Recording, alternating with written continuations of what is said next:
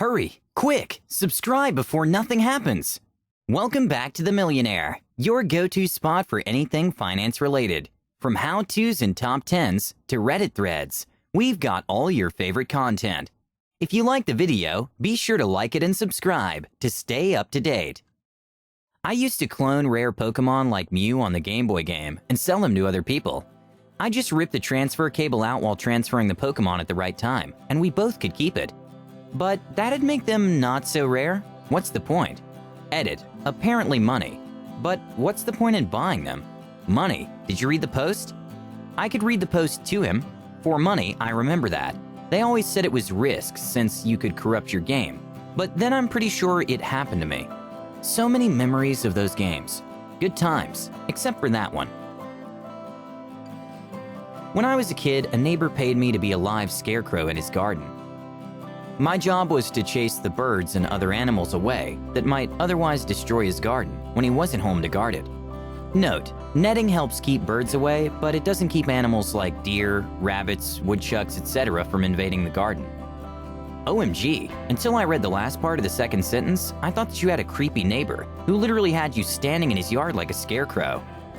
In my defense, I thought that it was for a Halloween event. Bewegen sei nicht. My only companion was the moon, and my neighbor Kenny. Shrewd Farms? Did they also make him run next to incoming cars? How the F did you scare a deer away? Those lanky bees kept breaking into my grandma's garden and would bleep your bleep up if they saw you as a potential threat. Edit. Taken from all the comments, people seem to be talking about a special kind of deer in the USA. The ones we have in our country, Austria, Europe, are way bigger and probably impossible to fend off, with some methods shared here. I'm no deer specialist, so I can't say for certain if it might work or not. But I sure as heck won't square up against a 1.80 meter, 6-foot big deer charging at me. My scarecrow, I thought you had to T-pose in front of his garden and establish you're the alpha to the birds. I was paid to watch alternating clips of nature and pornography, while a camera in my bleep measured the hue of my bleep walls to determine the amount of blood flow to the area, which indicates the level of physical arousal. At the same time, I also had to take notes on what I thought about the images I was seeing, rating arousal level. This was to attempt to study the relationship between physical arousal and mental arousal. The male version is wearing a penile phthysmograph, while watching girl porn, boy porn, violent porn, etc. They come in sizes to fit the individual subject. I knew female grade students who laughed their bleeps off outside the soundproof room where the subject was when anyone would accidentally orgasm. Sex research, you know? Edit. Grad, not grade. How the heck can you bust a nut under those conditions? Maybe they're kink. For me, nature is one of the neatest things on this planet. That's why Rodney and I started Nature Walk, because we want everyone to know how neat nature is, instead of me and Rodney knowing it. This here is an aspen tree. You can tell it's an aspen because of the way it is.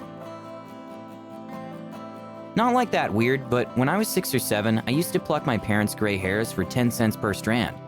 Dude, WTF, I did the same thing for the exact same price. Edit. Can't believe my most upvoted comment is about plucking gray hair out of my dad's chest. You guys were getting paid? You guys were getting parents? Italian man came up to me on holiday in a town near Naples. He asked me to go talk to these 2 Americans. He gave me 10 euros to buy them a couple of beers and talk about whatever. No idea why. This sounds like some movie. I wonder if you were a distraction while they robbed the couple's hotel room. Or maybe you were involved in some weird money laundering scheme.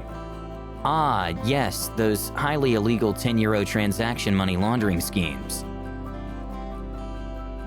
As an adult, client asked me to create a PowerPoint for him for a major presentation he was doing for a top-secret organization. I owned a web consulting company at the time, but he had been a top client, so I acquiesced. After a while, the modifications and wording become more and more bizarre. He would contact me weekly with new changes and additions, and I soon realized there was something mentally amiss with the gent. I had a connection with his family and wanted to alert them that he was paying me good money for this odd project, and I didn't want to charge for something that was clearly coming from a delusional state. His wife contacted me and asked if I would please continue working with him, and she would pay my full rate for the service. They were incredibly wealthy, and this was not going to make any dent in their massive fortune. She said the project was making him happier than he'd been in months, and he was focused on staying in one place to work on it, and it gave her a rest from his dementia and Alzheimer's.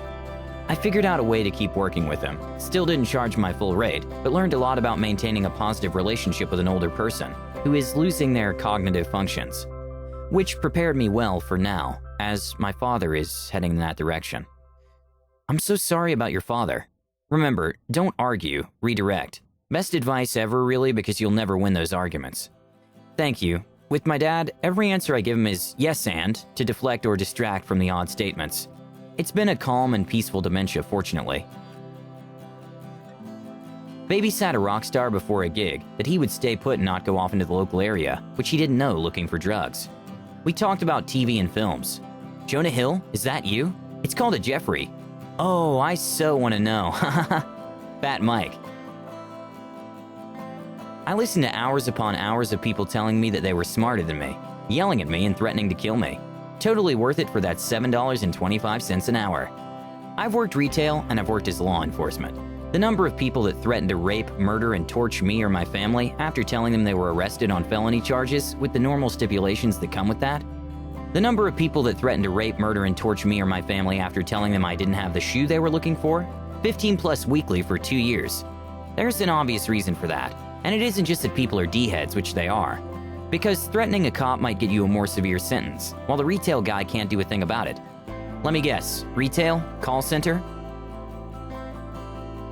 Not me, but my friend threw his $300 phone into a river for $25. It was deep, so he didn't get it back. A financial mastermind. I read the book Every Thug Needs a Lady by Wahida Clark. Saw it in Barnes & Nobles and jokingly said to my brother that I would read it for $100 and gave him a book report. Son of a bee, it's the worst book ever written. Care to provide us with said summary? From OP's Amazon review, besides being rife with grammatical errors, this book is the most unimaginative, trite, bleep dribble ever bleeped on page. There is zero plot and character development. The only reason I read this book is because my brother bet me $100 that I wouldn't. I can't express deeply enough how truly awful this book is. I've read better literature on Laffy Taffy wrappers.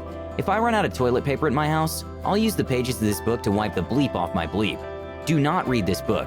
Do not read this book. Watch me. I don't know whether the book is based upon a Ja Rule lyric or vice versa. The fact that Ja Rule is involved guarantees something sucks. I transcribed psychology interviews for a friend. I was in college and she was getting her master's in clinical and needed help transcribing interviews with subjects she'd done for a thesis. I said I'll do it for free. She said no, you'd want to be paid for it, and she did.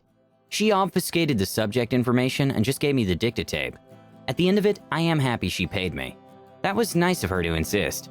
Jesus Christ, that was some depressing SH. Her topic had something to do with bonding between mothers and stepchildren. It was awfully nice of you to offer free labor, but master's work is pretty draining, and it's very appropriate to be paid if it's not your work. I'm sure you did a great job. I work for an at-home transcription service, and I get to transcribe a lot of interesting stuff. I transcribe a lot of calls of people describing their car accident to an insurance adjuster, but I also do podcasts, Zoom classes, and ghostwriting stuff. So I've transcribed long speeches about dating advice, sovereign citizen beliefs, what heaven and hell are like from a Bible class, and interviews with a guy about his brother's murder for a book he was writing. Thankfully, I haven't had anything too distressing come down the pike. I can imagine it would be difficult, since I have to listen multiple times to get it all right. How did you get into doing that, if you don't mind me asking? It sounds so interesting to me. I got paid $100 to learn how to do math with an abacus over the course of 10 days for a college study. You'll need that knowledge in 20 to 30 years. Way this year is going, you might need it within the next 20 to 30 weeks. I was kind of jealous how girls can make money as a cam girl until I found out there's sites where men can do the same by sticking things up their bum, so I think I'll pass. How good do the sites pay? Asking for a friend. They insert the check into your A. Not sure, people buy credits and each one is worth 50 cents. Someone on Reddit said their straight flatmate made a killing. It's mostly old men who pay you and ask you to do stuff. If you're good looking and willing to degrade yourself for money, you could make some cash. Bleep-filled underwear is apparently a good cash flow to sell too. You don't even have to do that. Be generally in shape and use lube and a bleep toy. Take privates for lonely men and talk dirty. Sell your underwear after each show, you're golden. Covered in lube and bleep, but golden. Disney princess parties, or as my partner lovingly called it, being a stripper for toddlers. If you enjoyed the video today, be sure to subscribe to the channel right away and like this video for more content weekly. We have it all from hilarious rich moments to tips on how to be the next millionaire. See you next time. Oh, and don't forget to hit that subscribe button.